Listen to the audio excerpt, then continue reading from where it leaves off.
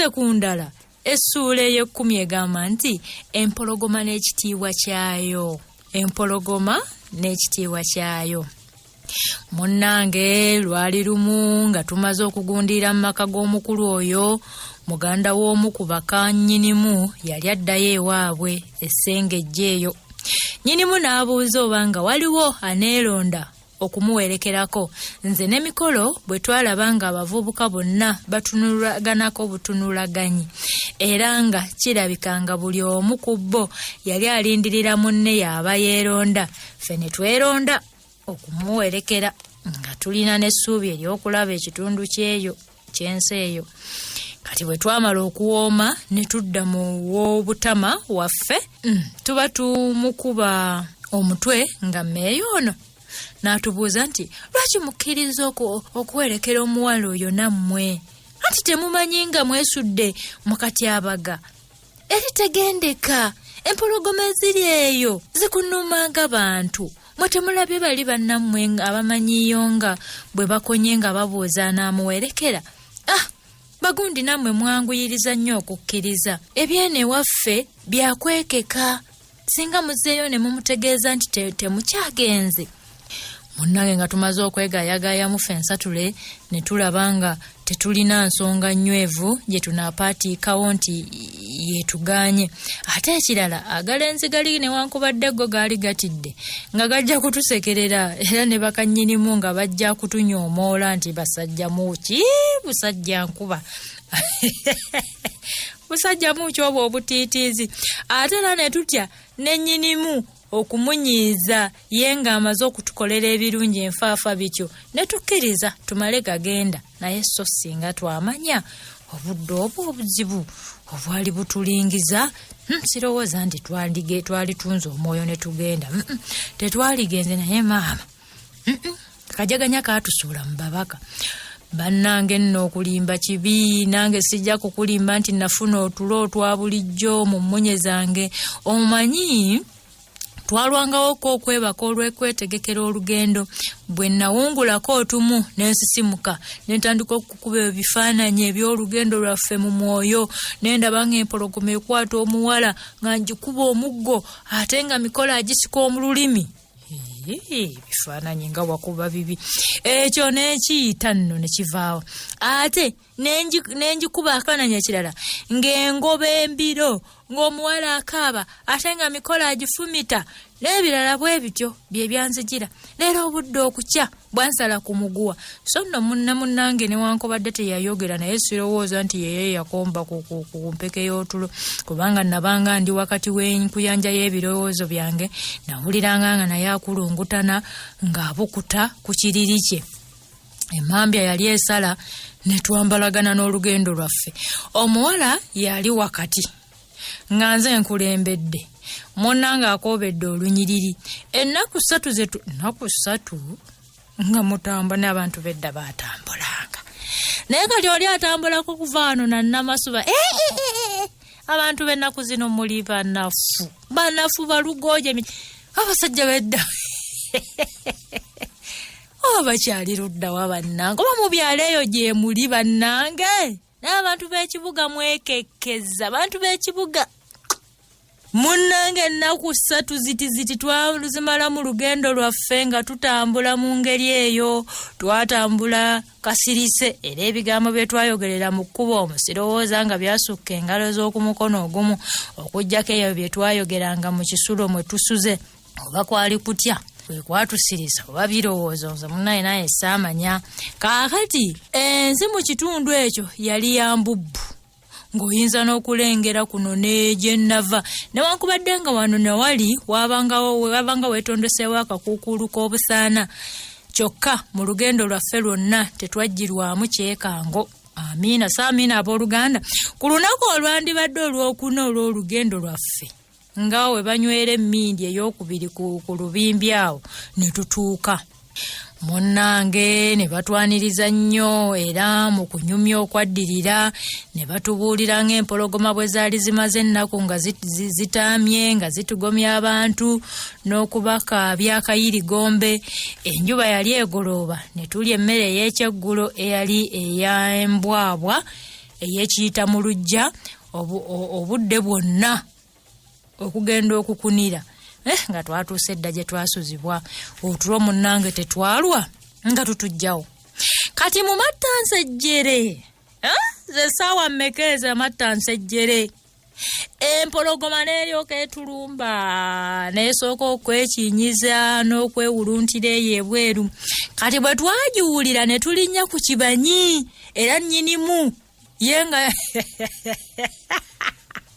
saagala bannyinimu batiitiizi kakati nnyinimu nga gwosoose ku kibanyi bane saagala basajja banafu omusajja gw'olina okusembayo n'olaba famire yonna yonna naye kakati gwe omusajja osooke ku kibanyi olwo mukazi wo ane saagala musajja mutiitiizi munnange mbubu mbu nnyinimu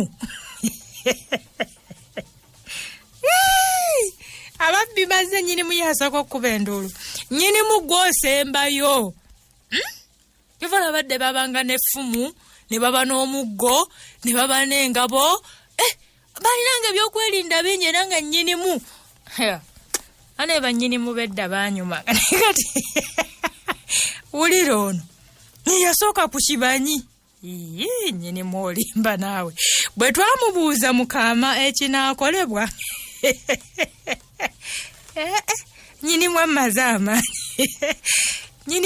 amaanyi bwe twamubuuza ekinaakolebwa okuyamba n'omukazi yali amulese okuyamba mukazi we n'atugamba nti ye tamanyi kulinnya alinnye yamanyi owulira ebisajjasajja nga bino zena saagalira ddala saagala wimuwulidde so nno ate bambi omukazi ng'alina n'omwana yakatambula mikolo nange ne tuteesa tumugjeyo nga nze ow'okukka wansi musitule muweereze mikolo amusike ng'ayima ku kibanyi naye munnange embanzika bwe nti nga n'okugulu okumunkuleebeetera mu bbanga empologoma nayo we yawagulira ennyumba ate ku ludda kwe nnali nzikira okweyongera okukka mu kaseera ako kwandibadde kusuula kugulu kwange mu kamwa ka mpologoma oba wadde kujeebagala bute okutalina kimu kye nnali neewaddeyo okukola ekyobuzira kye nalabanga era kisaanira okukola mu kiseera ekyo kwe kuzzaayo okugulu kwange waggulu amangu ddala nga bwe nsobola munnange mba nkuzzaayo kikannaginnagi ne kulaalira mu miti mikolo n'asika olusika lumu ne kubuuka mu nvubo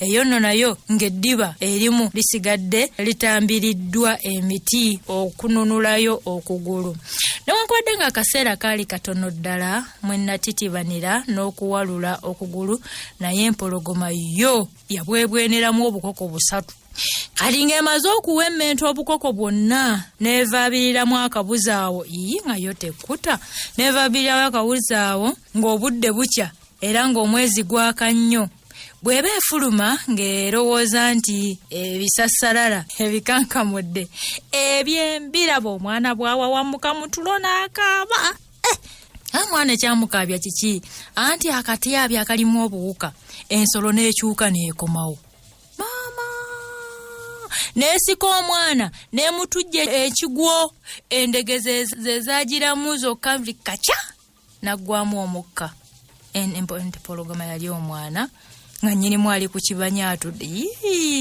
abasajja bannange ate teyakomaawo maama nnyabo teyakomaawo ate neegwira omukazi omukazi ate nga nnumye nnyo neegwira omukazi naye neemutuga neemusitulira mu kamwa kaayo ng'ekutta omutwe amagulu ge gaagiranga mu nnanda yaayo egenda ewalula nga kkapa bwekola emmese ensolima oba gamba omusonso bwe yamutuusa mu lujja wakati n'emussa n'emagamaga ng'emutaddeko ekibatu kyayo ekyaddyo n'ekutama n'eruma saalaba keenyeenyaamu wadde naye obanga mu ye mwali mukyasigaddemu akateetera awo we kaggweramu kati ng'emaze okutuukiriza emikolo egyo gyonna nesitula ennyama yaayo nekulubya. Musajja ng'oli ku kibanyootu. Basajja mwe lwaki temwavayo ne mulwanagana n'empologoma eno?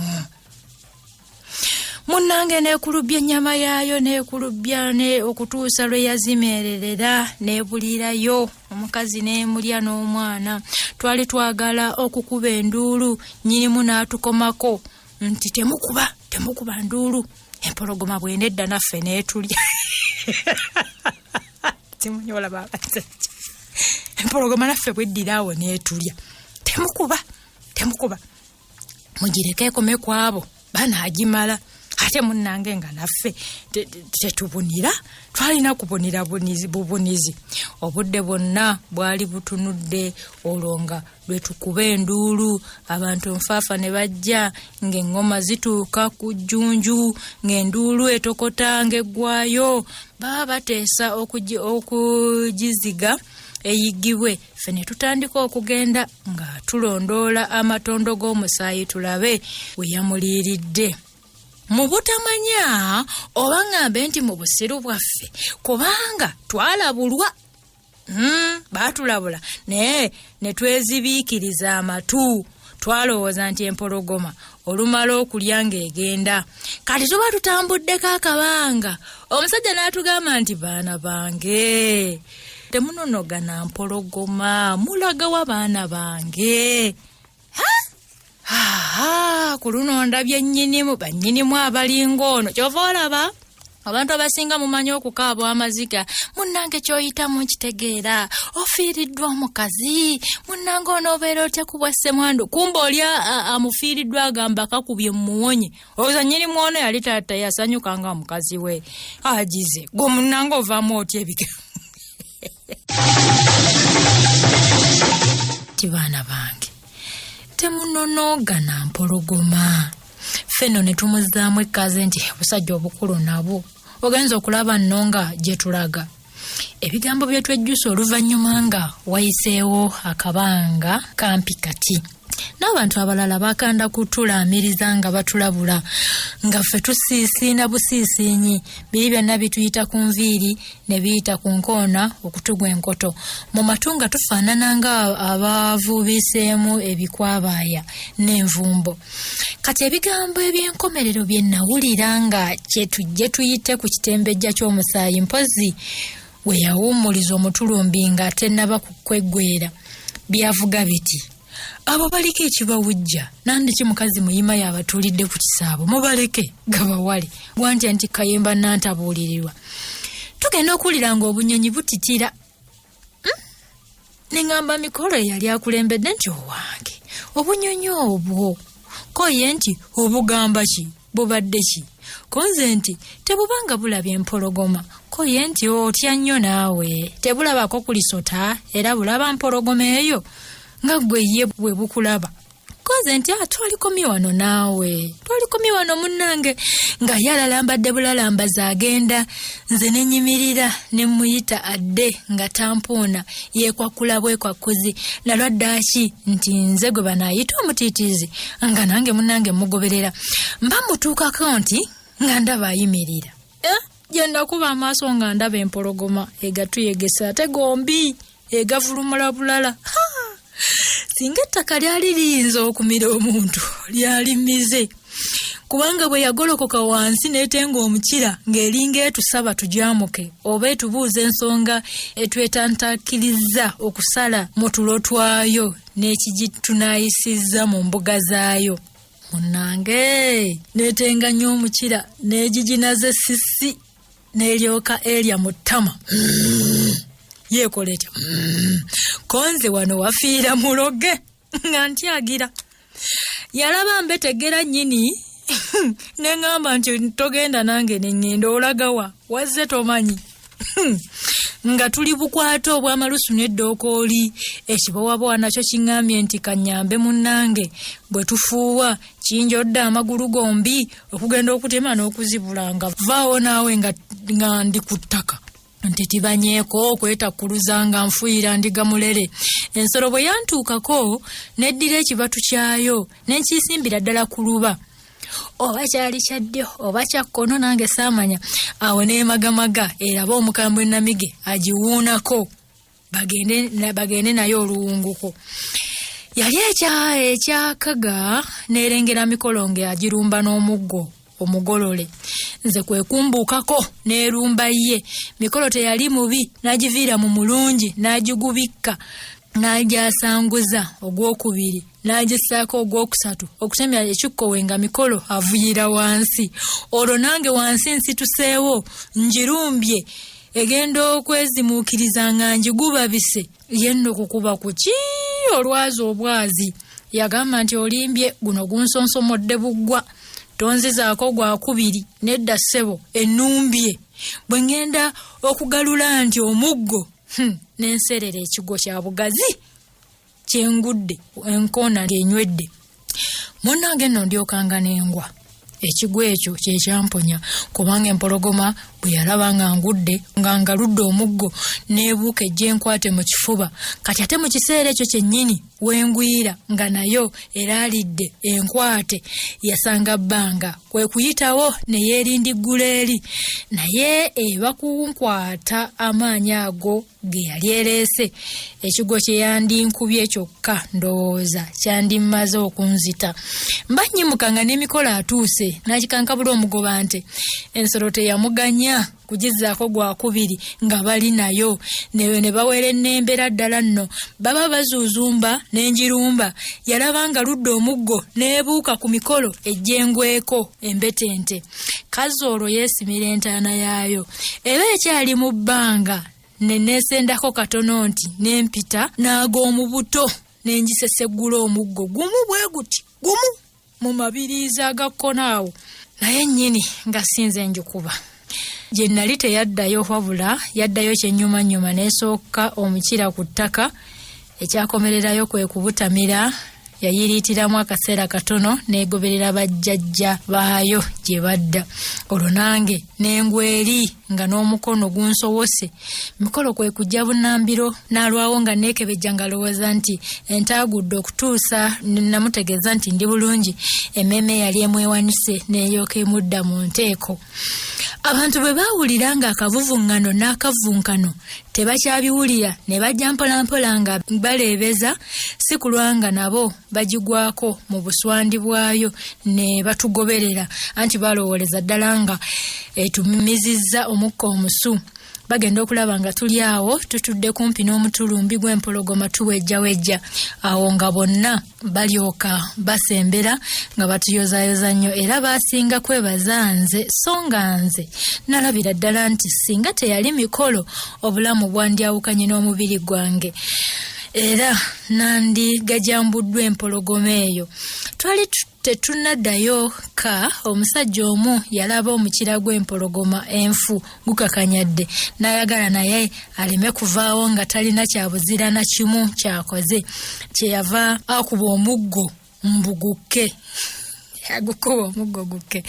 Wanno gwamugaana ye kwe kukungiriza empologoma ng'ekula okugikubako omuggo soobanga akubye ku jjinja.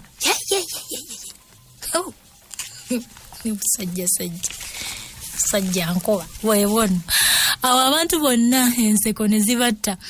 Mbu eddiba baalitwalira Kabaka n'ennyama y'empologoma tewaasigala kafi. Buli eyafulumanga eri nti bansalireko ekifi kya ddagala ly'abaana bange. Naye saddayo kubuuza ndwadde ennyama y'empologoma gyeroga. Kati ku lunaku olwokuna ne tulaga nnyinimu ng'enkeera bwe twali tujja okuwaza ku lugendo lwaffe, era naye n'atukkiriza. Kyokka ng'ekikangabwa kinene nnyo wonna, anti nga buli lunaku owulira nti egindi empologoma zaaliddeyo omuntu oba nti gundi yagiwonedde watono. Ab'omu maka ago bwe batubuuza obanga tuli bakubukeererako batusiibulire ddala, ne tubategeezanga bwe tujja okugenda ng'akasana kakazizza. Naye ekiro ekyo akabenje kesiryerabira ne katugwako gye twasuzibwa. Nze nakoowa ebyesitatu.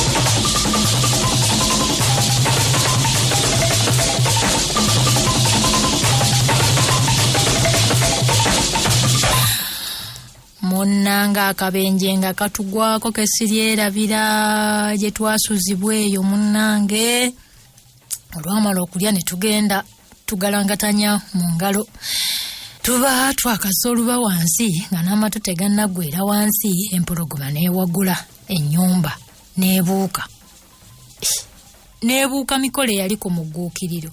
Neekwata omulenzi omuddu eyasulanga mu ddumbiizi wakati. Laba naye akanaafa. Ate ebuuka etyo naali ku mugguukiriro ate neegenda ku oli ali mu ddumbiizi. Yakaabamu omulundi wagunda bamusajja wattu. Teyaddamu. Ebyaddirira bisaana kulowoozebwa okusinga okwogerwa. Ng'emaze okumutta n'etandika okumukavula.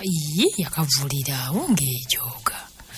Nze neekukulira ddala mpola neezinga ng'eggongolo mu bisegguusi ebuziizi.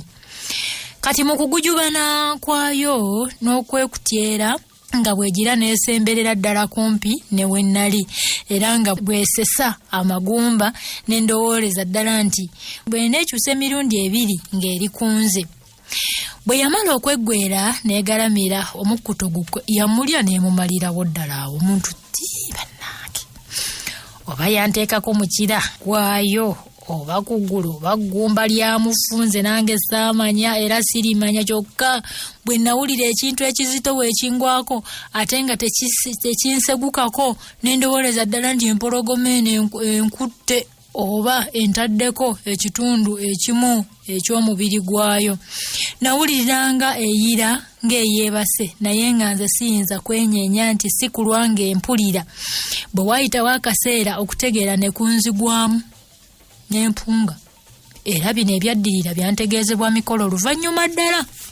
Mbu ye Mikolo bwe yalaba ng'empologoma omwoyo egumalidde ku kyakulya kyayo n'agenda nga yeekutyera mpola mpola okutuusa lwe yatuuka ku luggi n'aluwenjula mpola mpola.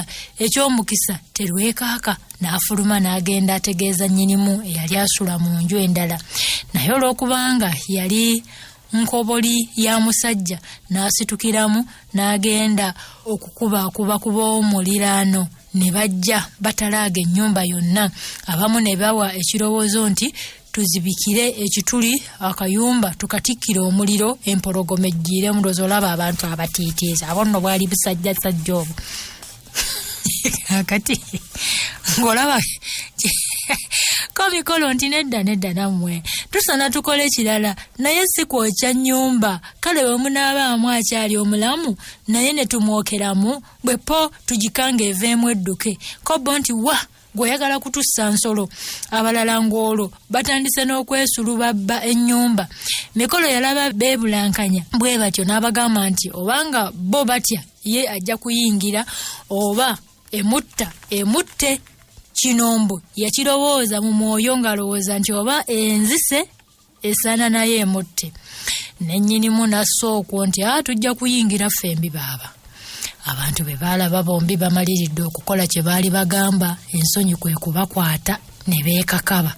Awo nno ne baleeta ebitimba ne bataayiza omulyango gwonna awatali kulekawo na mpungu. Wali we yayita ku lusonda ne bassaawo omusajja omu Mikolo gw'ataamanya linnya n'ayimirira ku nsonda olwo emabega w'ekitimba n'omumuli. Abasajja balala ne bayimirira ebbali n'ebbali w'ekitimba naye nga bayimirira nsoobaanye baleme okufumitigana. Awo abantu bonna okuggyako abo abaali mu kitimba ne batandika okuwowoggana. Empologoma bwe yawulira nga lulinga olwali ku njovu ekavumba n'egolokoka n'eyanamu. Olwo abantu bonna ne beesasa. Munnange nno mbu nga wabadde ekibinja wasigadde babale. Ate nno ng'embiro za kitegavumira. Ntinga naye bannaye ne bubeera ku lutalo lw'empologoma bwe luli. Omusajja n'ottaako kakokola tondeka nnyuma nyinza okukwewuunya. N'oleka banno n'odda mu kayumbako. Munnange ate nno ng'embiro za kitemavumira. Ntinga ne mu lusuku nayo batyayo. Yo bwe yalaba agimulisaamu n'emulumba buteesagga. Naye eba tennamutuukako ne bagiyiira amafumu ge wali olabye. Neeyimiriramu n'eboggolamu okugwa wali nga nkalu yajjo. Bwe bayingira ne balaba nga nkyalimu obulamu era nga bamaze okwekkaanya nga sirina kabi kantuseeko ne banzijja mu nju eyo ne bantwala mu ndala. Namalira nno ddala ennaku nga ndi mulwadde bw'oluusi nalogotananga nti empologoma yiyo oba nti mpa omuggo njikube. Ate oluusi bwe nawawamukanga mu tulo nga nkuba endulu wululu yino entwala kazi nga mbadde ndoota. Si kirungi musajja kuloota birooto ng'ebyo. Naye lwaki neesiba nnyo ku basajja? Abasajja mulina okuba nga muli b'amaanyi mu emitwe. Naye munne kati naawe okulogoota n'empologoma era bw'oba bazi ndeeta omuggo n'enkukuba empologoma wowe tufudde. Ne bw'oba oloota nze mmanyirawo oba mutiitiizi. Oloota biki ebyo? Musajja olina okuba ow'amaanyi. Empologoma bagizise lumba. Basajja abedda abazira naye okubeera awo woowe kuba nduulu naawe odduka. Empologoma tendya. Obulaba muli baavu mutya empologoma.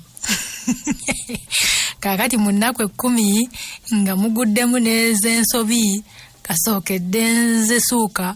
Omanyi twalwawo nga tulindirira abasuubuzi abaali balaga ewaffe nga bava mu nsi ya Kabaka. Senikiniki musajja ne bweyagala amannya mazibu.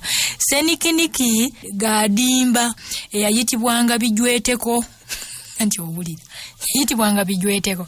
Abasuubuzi ne batuuka ne tusituuka okulaga ewaffe kubanga twatya okuddayo ffekka. Kyetwava tubeesibako ne tugenda nabo. Sekawuka kaali kakulumya nti era ne nnali nkirabye olwo lwezaatuukirira ddala. Nga bwe bisinga engoma okulawa ebigambo twasanga abeeka byabagobako dda nga bwe twatta empologoma era ng'olukongoolo basinze kulusimba ku nze ng'eyagitta nzekka. Ate n'emikolo yabanga anyumya. Omanyinga mwogezi mulungi nga ye ebigambo byonna abyesulubabbira ddala nga ye atabiriimu. Namuvubuka yali atya ne yeesulubabba ebigambo ng'abantu baagala okweteekawo nga be olaba ne bw'aba yakiwulira buwulizi naye yeeteekawo nga ye yakikola. Annange omuwulira oli nga gwawa amayinja ye ng'abyejjiramu ddala ate nga mutuufu baali bonna. Weewunye teyalekola na bujja kugamba nti oli gwe basukkulumya naye nga naye obuyinja abuweera ddala oli bannaaye banaabantu. Kati buli we twayitanga nga batusongamu ennwe oba okutuyisaamu emimwa oluusi ng'olaba omu atemya ku munne n'ensonyi ne zitukwata. Abeeka baatukulisa nnyo olugendo ne batuyozaayoza okuwona empologoma n'agalenzi agaatujooganga ne gatandika okututya. Bwe gabanga gasaagasaaga nga gagereesa nti beera naawo gwe nje nkukube ogwagundi gwe yakuba entalya menvu n'enseko zitta. Omwami bwe bimugwa mu kutu n'atuyita tugende alabe obulenzi obwatta empologoma. Olwo munnange nga njija okusooka okulaba ku mwami Pyati Sololo. Lwe nasooka okulaba ku mwami Pyati Sololo. Sololo omumanyi gwe mwami w'ekyalo omumanyi. Munnange tetwalwa nga tusituka n'enfiira bulago nga tugenda mbuga. Omwami twamusanga atudde ku kituuti awo nga kwaliriddwa amaliba ag'ensolo ezitali zimu nga kuliko amannyo g'envubu n'amayembe g'enkula n'embogo n'empiri enkaze n'ebyoya by'ennyonyi eza buli mabala ng'amanga nakinsige nga n'ennyange kweziri. Omanye ebyo ebintu ebisanyusa abantu ebyo ennyonyi ezo ebyoya byazo ebyo. Yali asomesa olubugo lw'ennenge era nga yeebulunguluddwa abantu ku njuyi zonna. Yali musajja gwe bayita mumpi atunda wakyeya. Ata yali mumpi. Ntebe yenyumirako abantu nga ddala. Era nga mukubukubu. Omutwe gwe gwali gwa kitebe. Enviiri ze zaali za kawemba. Emimwa gye gyali gya nsaya. Yali ate ensaya. Nga mumpi. Ekifuba kye kyali kyagaagavu. Era nga kisibaganye kabamba ggulu. Simanyi Pyati omukubi akafaananyi n'omulaba. Amaaso nga galuuka era nga gatunula bijiijide nga yali kimwagadde. Ennyindo ye yali nfunda naye nga wansi wano nga ndeeruufu ye bannange nga ndeeruufu, amannyo ge nga galinga amasongolanku naawe ate muwandiisi olimba abalinga amasongolanku yege amatuuge nga gaawukanako katono ku maleere. Yalina obusukutu ate ng'ayogera ng'ong'ottera olw'ekinnyindwa. Nange Piati kantamye. Piati antamye era nga bw'assa omukka afeekeera bufeekeezi. Amagulu gaali ga butagali, saagala ba bugulu butagali, ekiwato ky'amakudde yali muntu kika kyono era ng'atuula afutubadde olw'entumba gye yalina. Piati simwagadde era onoonyeza musajja wa kufumbirwa. Ono toleeta Piati toleeta. Mu bantu abaali bamwetoolodde neekalirizaamu abantu aba babiri. Mu bano okubonaabona n'oluvannyuma essanyu lyange mwe byava. Omu yali muwala era ntegedde nga yali muwala. Yali muwala. Omulala kaali kasajja kaakula nga kannakwale.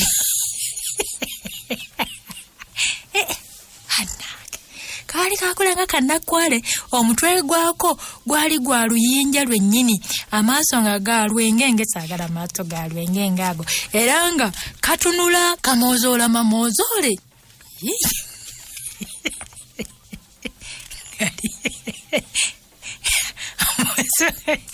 Alana